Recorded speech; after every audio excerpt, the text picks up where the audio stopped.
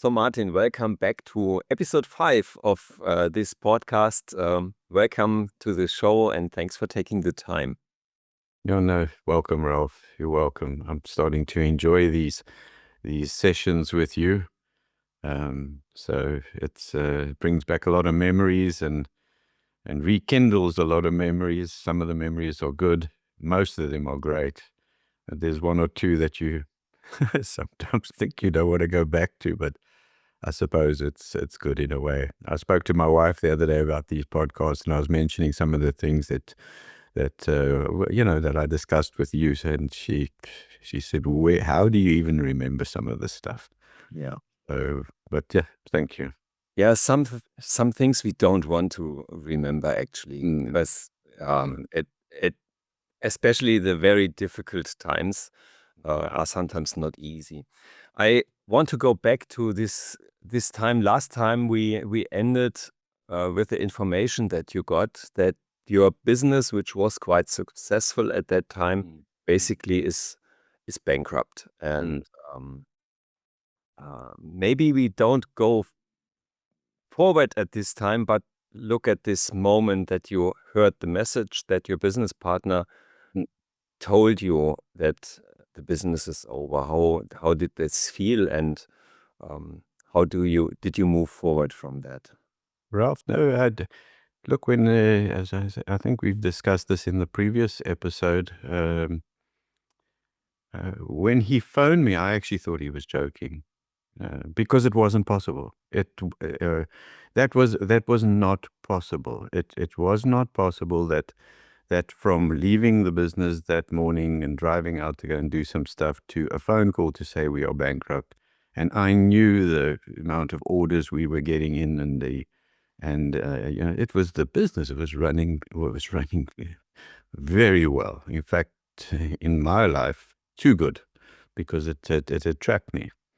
But I didn't even think of that. So I still thought that he was joking. So it didn't affect me at that stage. I felt I would walk in and we would sit down and he would have some other news for me, which was manageable. But he was not joking, and it hit me very hard because it was a situation that suddenly unfolded that became real.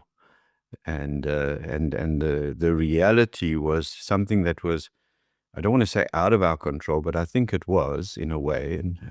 And there we were. We faced probably one of the biggest obstacles that I would have to face in business in my life. And I'd never been down this road. I was, those sleepless nights, it caused a lot of that afterwards. Okay. A lot of that.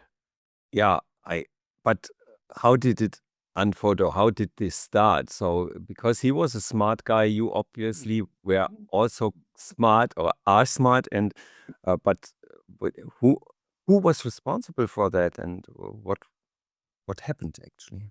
Well, again, it was probably, it had come on because of the pursuit for success and for more sales. But if you remember correctly, I mentioned that we had a couple of retail outlets where we were selling photographic equipment. In fact, we had spread into a video as well, and later into audio-visual equipment too. And that was running on the retail side. And then we opened a wholesale division because we were starting to compete in the tender market. So we were tendering to state institutions and to large companies. And don't forget at that time that many of these state institutions and a lot of these larger companies and universities and what have you had their own photography department. So, and they were always buying big equipment, and they were buying audiovisual equipment, and we were tendering in that market. So we opened up a wholesale division. We even, my business partner's wife bought a second house, a small house, which she wanted as an investment. And when we moved into there and rented from there, because we had space for packing all of this equipment coming through that had to be sent out to customers from order through to sending it out to the clients. And we were working in the wholesale, very heavily in the wholesale section. So I was pretty much running the retail business, more or less on my own, I guess, and he was taking care of the big wholesale business. And the day he called me, he was at our wholesale division, and and when I walked in, he wasn't kidding. I could see it from the moment I walked in, Ralph. He was as white as a ghost, and that sweat on the brow, you can see it. And he looked at me. Again, I can remember these moments as if they were yesterday. And he said, "Marty, we gone, my friend. We gone. Our business is gone." And I said, "I don't know what you are saying. I don't understand what's the problem." And it turned out that we were set up by a syndicate group, a syndicate of criminals who were exceptionally good at what they did and how they did it. And, even today, if I think back, if I had this opportunity again and I was in business again, would they catch me again? And unfortunately, I think they would. They were so good at what they did. You remember in those days, we didn't have much internet, and you couldn't just go and Google to find out who's who in the, and what people are about. And you didn't have credited references and records like we have today. But what ended up happening, and maybe this is the long end of the story, so please stop me if I'm going into too much depth. But what had happened was that about 7 months prior to this incident, a lady walked in to see him, well dressed, and very knowledgeable, very presentable. And she went to go see him at the wholesale division, and she said to him that she's looking for work because she specializes in tender work, and she's got lots of connections in the marketplace. And she would like to work for a company who's got the infrastructure to be able to supply.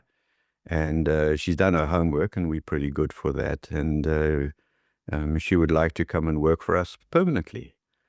And, Perfect choice, yeah. yeah, and I mean, I remember him at our monthly meeting or weekly meeting, whichever we had, when we were going over things for the business. He said to me that, and he was a smart businessman. He's very smart, very knowledgeable, and he said to me that he's got this opportunity. He's got this lady who's come in. He had her CV in front of me, and he said he's able to negotiate a low salary with commission. So it's not going to cost us anything, really. I mean, at worst, and he's got a 3-month probation period in place. Let's see what she can do. And he said, in any case, it takes a lot of the load off him, because then he doesn't have to go looking for tenders and filling them in. Because you must remember, again, there was no internet. So if you want a tender business, you had to go and find it. You had to go through the government gazette and look for what's been published, or you had to phone all of these large institutions and see if they needed anything and ask them to send you their requirements. It was a lot of work. Big volume, small profit, but high turnover. And she worked for us, and she was what could we call her, the blue-eyed girl, because initially she was able to get some really good business in, and it was all ethical, Ralph, and it was all above board. He used to come to my office and say, "Look at this, we're supplying 50 cameras to this institution, and look at this, we've just received an order of that, and yes, the profit is low, but look at how much money we're making on the big order, and and it's guaranteed because it's a proper institution," and so on. So for 3 months she performed outstandingly well, and that's, I suppose, you get comfortable with that.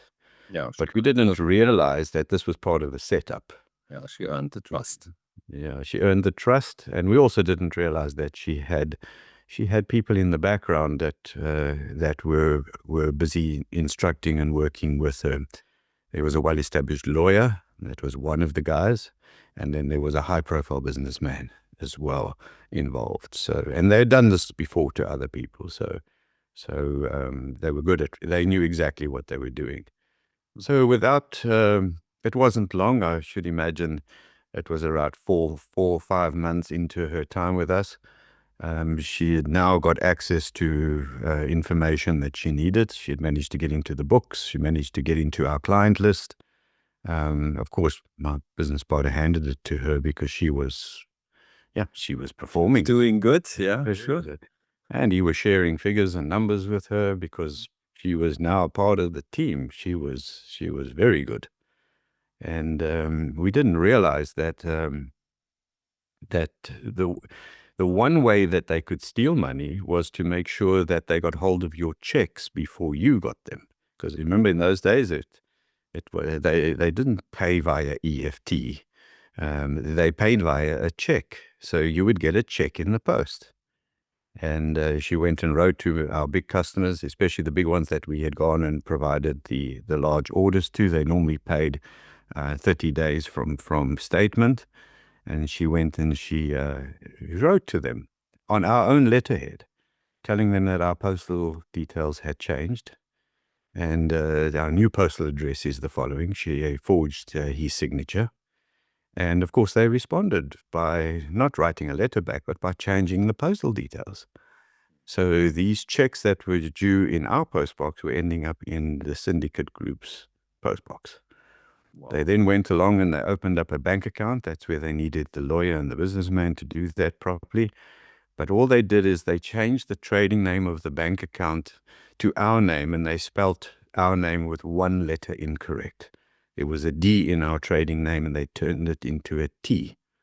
And you couldn't even spot it, really. You would have to be quite awake to see it because, our trading name wasn't that short. And when these checks arrived and the bank account was open, they would take these large checks. I mean, we're talking thousands of rands here. And they would head down to the bank and they would cash the checks at the bank. So they also forged his signatures, they forged his ID, and they were able to negotiate these checks for cash at the counter. So they would see. And these times you don't even recognize that because usually it could take a few days longer. Yes, and they even on the letters that they sent to these institutions, they put in an alternative number for phoning if you want to query, but that was her number.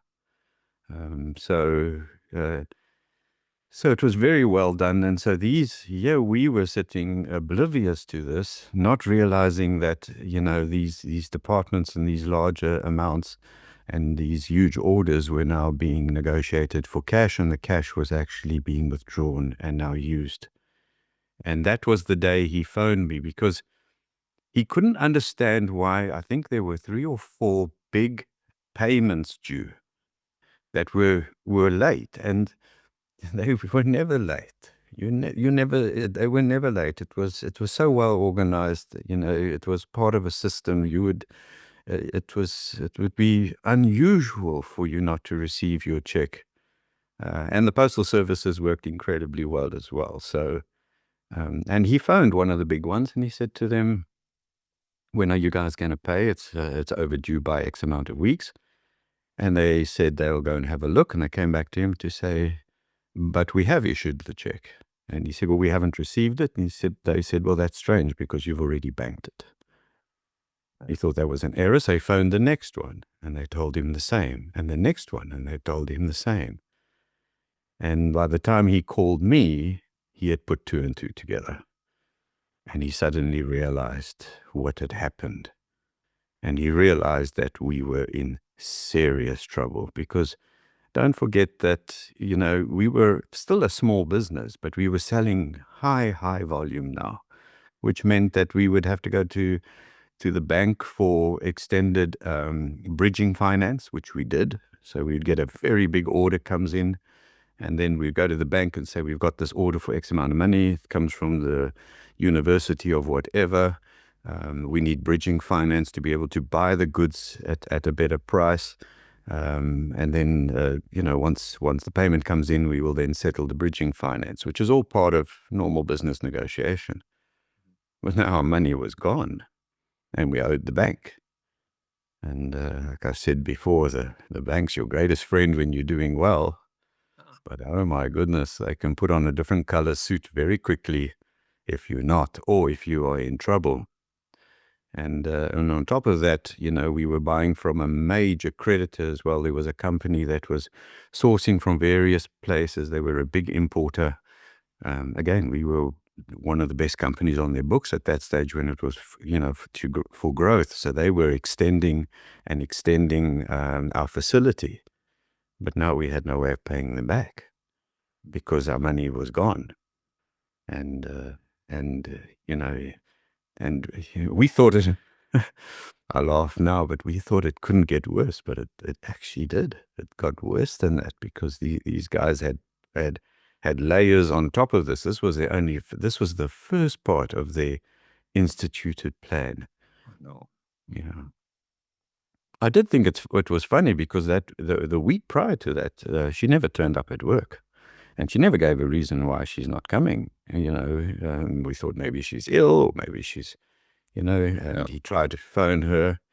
Again, that was the old cell phone days. So if nobody answered, it was usually because the network was so bad. Okay. And didn't really think anything of it. And she often used to go and work from home. So, and she used to from time to time go to see clients. So we didn't think much of it. And she was on a commission structure. So if she doesn't want to work, she doesn't really get paid. We didn't realize that the plan was now in action. And then my goodness, I'm talking a lot here, Ralph. Sorry. It's no problem. Yeah. I must just say that day, and I suppose the weeks that followed that, the whole thought of creativity, the whole thought of moving out of a structured environment like that into creativity, away from sales and business into a creative space, that whole dream, that whole thing that used to keep me awake at night wondering how, that was gone. That was as dead as a doornail. This was now survival, and this was stress on another level. And that was, I would have at that stage quite happily have just said, okay, well, let's just go back to our 2 little retail shops and our couple of labs, and let's forget about the rest. Take some photos, go to nature or whatever. And I'm quite happy with that, and let's forget about what I asked for. I don't really want this anymore. So if I look back, that's possibly it. But to finish off this little layer of, because it is interesting in any case how they did it, but closer to that time where we found out what was going on, they forged some tenders. So they managed to make a tender document look like a tender document from a large institution. They managed to forge the order that came from that department or wherever and looked real. And then we supplied. So again, that was one of the biggest orders I've ever seen. I think there was something like 350 television sets. There was something like 500 VCRs. There was video cameras. There was cameras. I mean, it was a massive order, and we got bridging finance from the bank, and we were and our creditor allowed for extra room to be able to place the order. Wow. And this arrived at this wholesale division, Ralph. These things were packed in just about every office, in every corridor, waiting for the collection so that they can be delivered. And it's one thing to look a gift horse in the mouth, but you've got to. But I mean, we should have actually said, this looks abnormal. This does look a bit abnormal, but we were bathing in our success. I did, yes, of course. You got these huge orders, and the business, you are in the flow. And you must remember, my business partner was much older than me too, and so he was also looking towards his retirement in the future, and what he was looking stacked out in this, was like, here we come. I'll probably end up retiring earlier than I think. So for him, there was a silver lining on top of that. And the truck arrived. It was one of these huge fat bed trucks with a big trailer behind it. And it looked, they staged it as if it was the courier company now collecting, like they normally do. They turned up. The only thing that was unusual is they turned up to collect after hours. That was unusual. But everything else was usual. And they turned up after hours and they packed these big trucks full and they signed the documents as normal, all forged, everything forged. And off it went. But instead of heading for the State Department, wherever that was in the country, we didn't see it, but that truck made an immediate left, went straight back down into the city, and they had already sold all of that equipment backdoor to shops around the country at half price, cash. Oh, So, within a week, not even, all of that equipment was gone. It was sold, it was gone. And again, we owed all the money. So I said that standing up in front of a group of students and teaching them photography for the first time, I said was the world's most natural laxative. Well, that came second to this one, because this was stomach churning stuff. And a planned destruction, complete destruction of a business. Complete destruction. I think some people might just be, maybe I'm speaking out of turn here, but I think some people might just be super talented at doing that because that's what they do. They're just evil, but they are so good at it because, and I can never understand how they could ever live with themselves. I can never understand that level of destruction that they would put upon somebody and live with themselves. But it's the same with the computer hackers. You have these computer hackers which are highly sophisticated programmers. They do excellent work to hack other computers and to destroy data and infrastructure. If they would use their talent in the business, they would be successful as hell. Yeah, these guys too, because if they are able to do this planning, they could also go in the same business, in the same industry, and succeed probably. But they decided to take the other way. I was actually and things such a big thing in my business life, but I also had a break-in, and so people stole hard drives, computers. They destroyed parts of the doors, and the damage was big.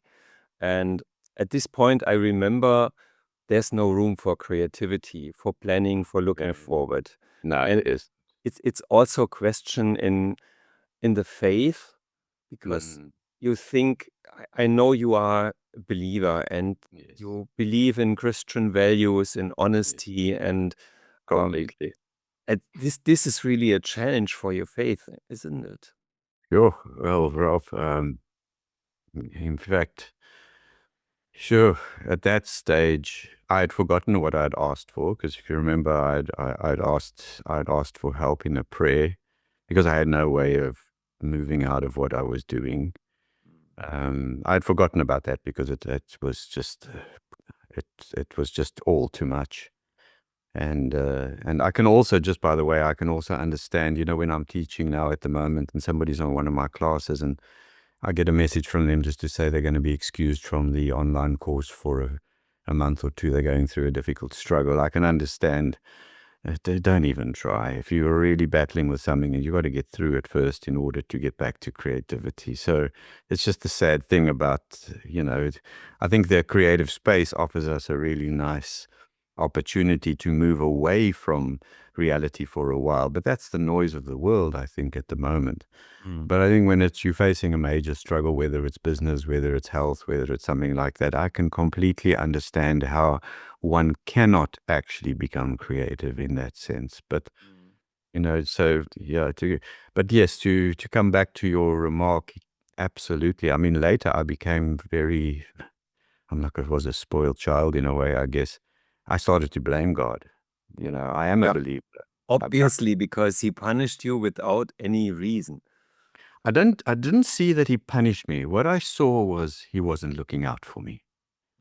That's what I saw. But I turned from being very strong in my faith. If you remember, I moved at that stage to to Pretoria for the very reason that I wanted to worship at a certain community, and that was all happening. And the very first thing I did was I got upset with God. He wasn't looking out for me. If he was as strong as he says he is, then why didn't he just give me a warning?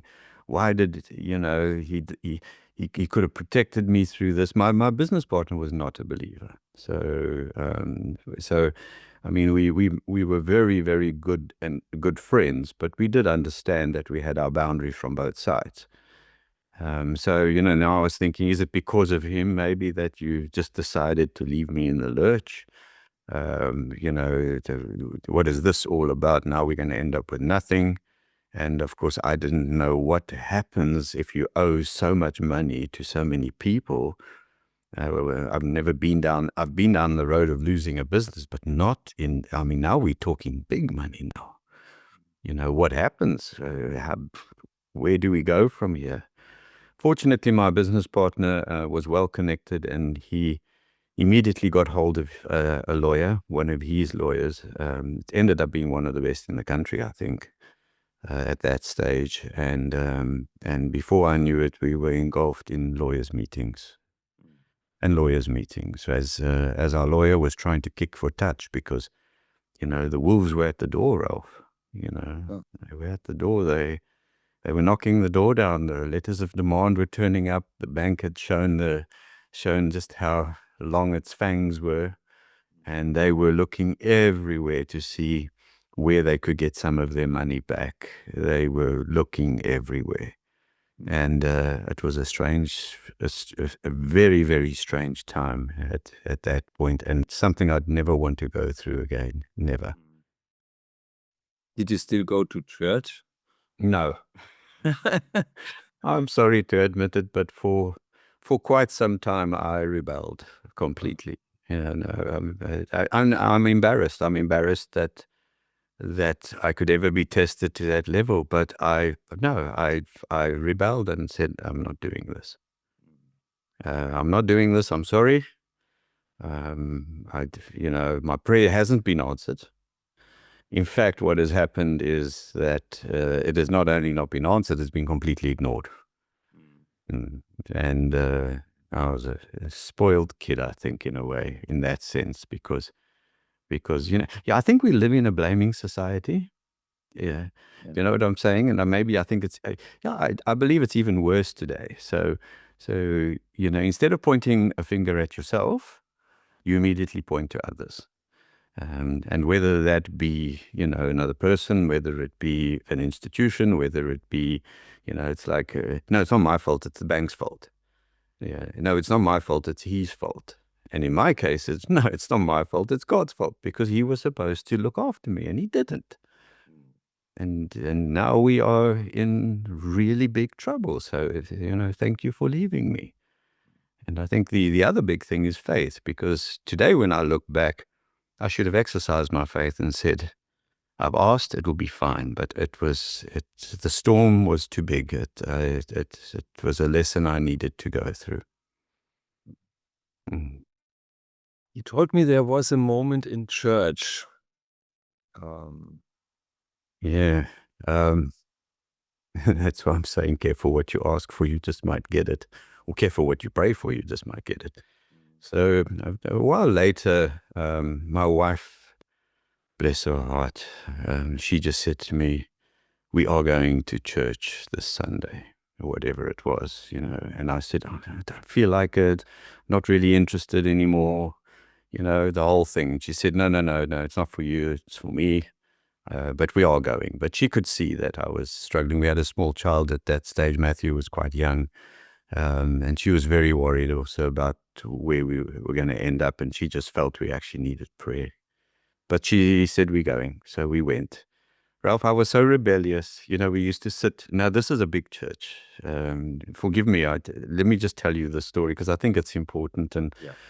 I know we need to get into, and you more than likely want to, you know, to talk a lot more about the teaching and all of that. But just allow me this. But you know, this church used to seat like 4,000 or 5,000 people. So we're not talking about a small little church. We're talking about quite a big place. And we used to sit right in the middle of everything, you know. I was so rebellious, I said, I won't. I'm not going to do that. So I said to her, we can go, but we're sitting where I want to sit. Ah, spoiled brat, anyway. And we walked in, and I decided it had a whole auditorium above the main seating area, like a balcony area. That used to seat about 1,000 people, at least. And I went up to the very top left-hand corner of the church, to the very last seats in the top left-hand corner that were open, and we sat there, back row, right where I was in the shadow of everything, because I actually didn't want to be there. You know, I was upset with God. That was me. The pastor that morning decided he was going to give, he was giving the main sermon. And I can tell you now, he never gets interrupted. So the moment he starts, that's it. Everybody sits down and, you know. But that morning, he was about 10 minutes into his discussion and his sermon. And one of the elders of the church, he was a bodybuilder. Again, I can remember this like it was yesterday. He came up onto the stage and up onto what can you call it? But let's call it a stage. And he came up there and walked across to him. Joe was his name. And he had a quick whisper in the pastor's ear. And I could see the pastor wasn't that happy, but actually I couldn't care really.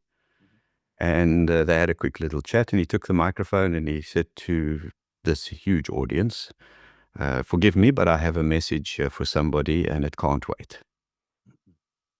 I didn't think anything of it, Ralph. And then he said, there is a young businessman in this audience.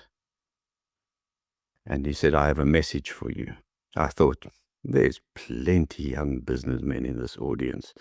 Man, you just got to take the 4,000 people and divide it by a number, and you've got young businessmen. I mean, come on. And then he said, and he's sitting somewhere over there. And he pointed straight up to our corner. Even my wife looked at me. And I said, no, it's not for me. It's not for me. God doesn't care. It's not for me. And he said, the message I've got is, God wants you to know today that you've been pruned.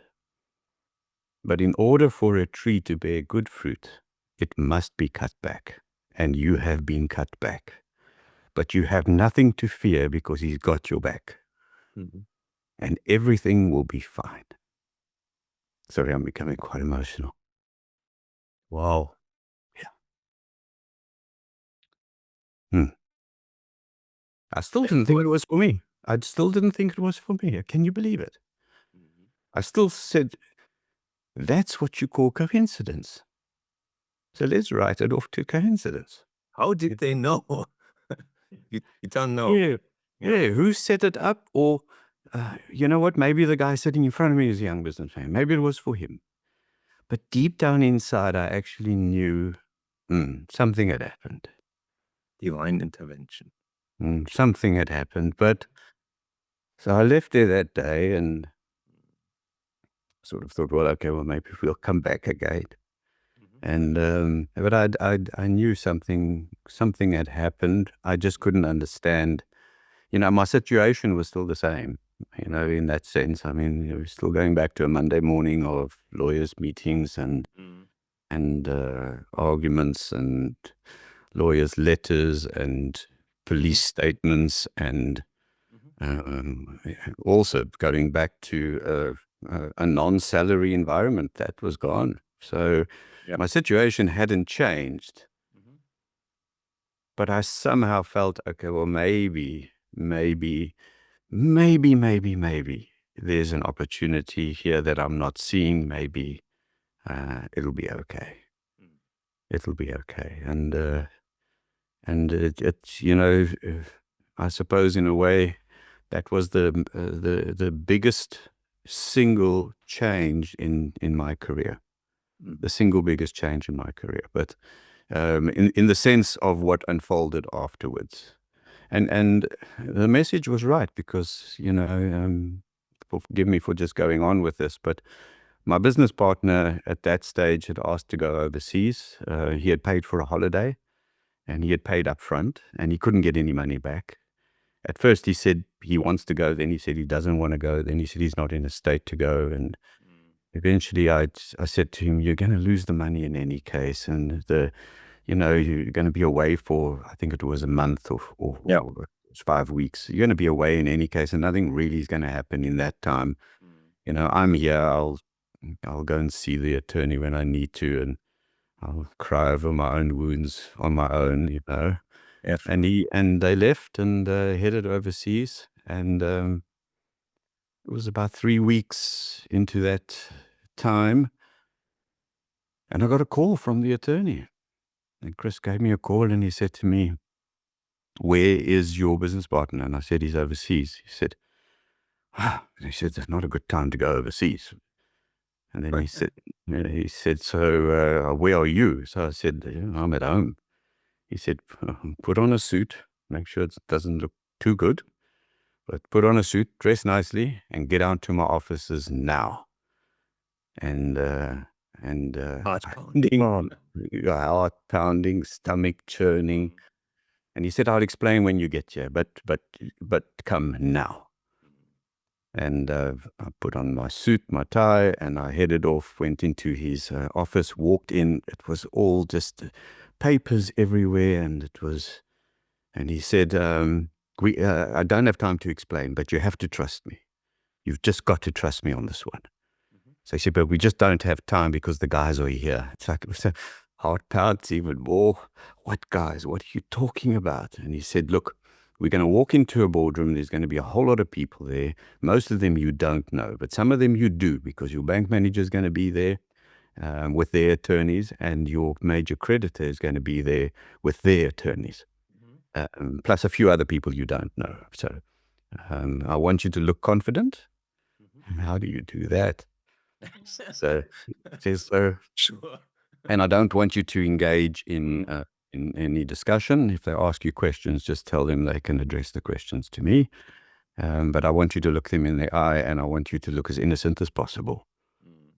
So this is not happening.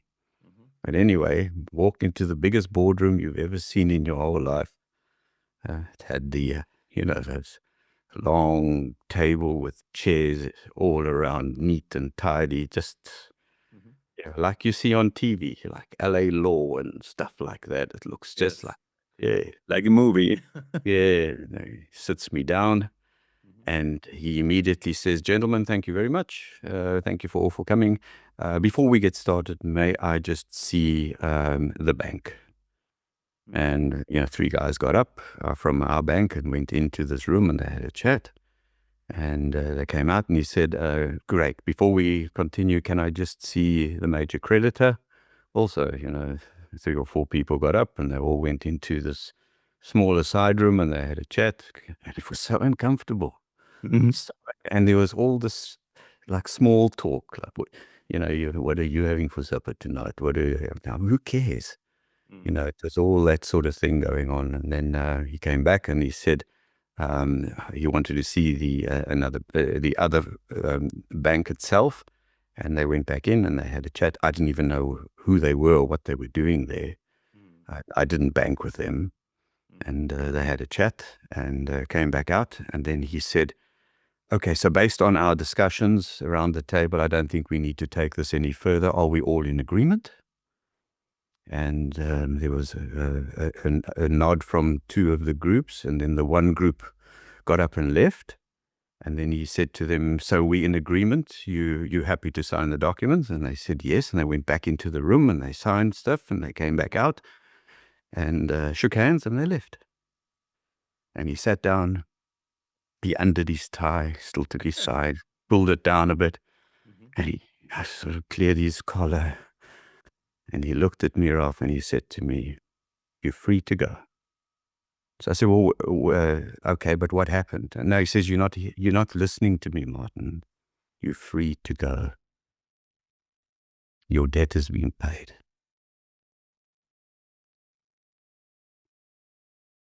And How did this happen? oh my goodness, Ralph. Maybe, I don't know, how much time do we have left for this episode? A few minutes, no problem. Is it? Yes. Well, what I didn't realize is that he was very good at what he did. And when he spoke to our creditors, he put forward our financial situations or positions as individuals. And he put forward what was the maximum amount of money they could get out of us if we They pursued. put all the pressure and all measurements that are possible. But then what he did is he brought in the bank that these criminals had negotiated the checks at. And he picked up that there was a spelling error. And he held the bank responsible for not instituting their security properly, or their systems. The fact that they should never have negotiated those checks in the first place, because the trading name was wrong by one letter. Yeah. So what he did was he called our major creditors in and he said, "I've got two options for you. You either go after Martin and his business partner, and we will kick for touch as long as we can, but it's inevitable that they'll eventually lose whatever they've got because they owe you the money. The fact is, you're not going to get very much based on what you owed, or I'll give you the other bank because I'm going to sue them. We're going to sue them for the money." Sure. Because they negotiated the money incorrectly.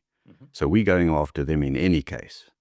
But if you want to short circuit this whole thing, I give you the other bank, you release Martin and his business partner. And they agreed. Perfect. And I left that day not owing anybody a cent. I left that day completely out of retail because we didn't have a retail business anymore. Sure. And I left not knowing what I was going to do tomorrow. Yeah. But I couldn't care. It was, I battled to get hold of my business partner because he was overseas traveling, and again, there was no cell phone. So I left a message at one of the hotels I thought he would be at, and finally he did make contact so that we could give him the news. And and my prayer was answered. God did have my back.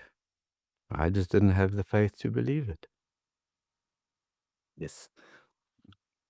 But actually, now you are at point 0, and we are at a perfect point to end this session and to start episode 6 and to listen and to hear how this unfolds and how this goes on.